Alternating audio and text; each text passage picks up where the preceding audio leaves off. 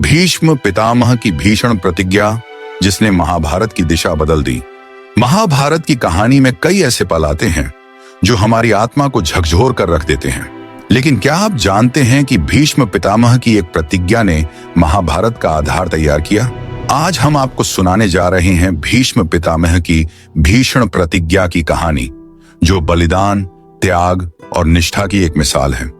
ये कहानी आपको सोचने पर मजबूर कर देगी कि एक वचन कितनी बड़ी जिम्मेदारी बन सकता है।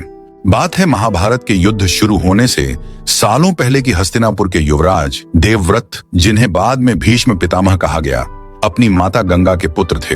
वह बचपन से ही वीर, बुद्धिमान और धर्मपरायण थे, लेकिन उनके जीवन का सबसे बड़ा मोड़ तब आया जब उनके पिता महाराज शांतनु ने एक मछुआरे की कन्या सत्यवती से विवाह करने का निर्णय लिया।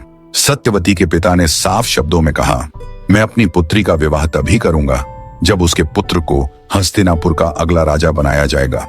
देवव्रत, जो अपने पिता से अत्यंत प्रेम करते थे, ने इस शर्त को स्वीकार करते हुए घोषणा की, मैं हस्तिनापुर के सिंहासन पर कभी दावा नहीं करूंगा। लेकिन सत्यवती के पिता संतुष्ट नहीं हुए। उन्होंने कहा, अगर तुम्हारे संतानें राजा बनने का दावा करें तो?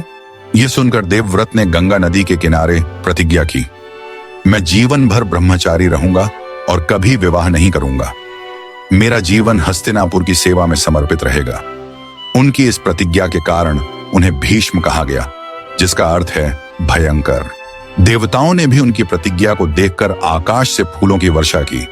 भीष्म पितामह की इस प्रतिज्ञा ने हस्तिनापुर को एक नया राजा तो दिया, लेकिन यह निर्णय आगे चलकर महाभारत का कारण बना।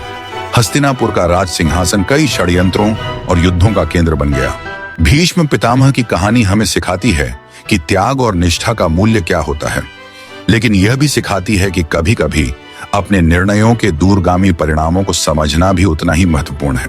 दोस्तों, अगर भीष्म पितामह की इस महान कहानी ने आपके दिल को छुआ हो तो इसे शेयर करें, हमारे चैनल को सब्सक्राइब करें और ऐसी ही प्रेरणादायक कहानियां देखने के लिए जुड़े रहें।